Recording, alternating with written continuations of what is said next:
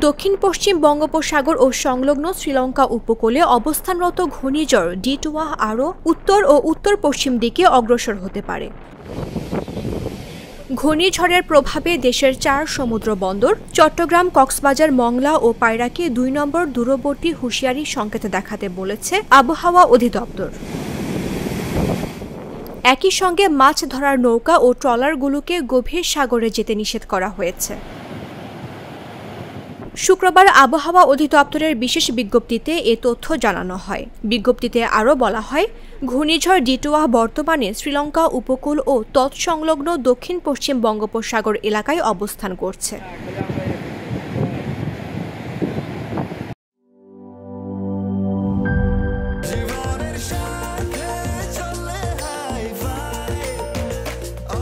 স্বাস্থ্যকর all time, সব সময় অল টাইম হেলদি লাইফ।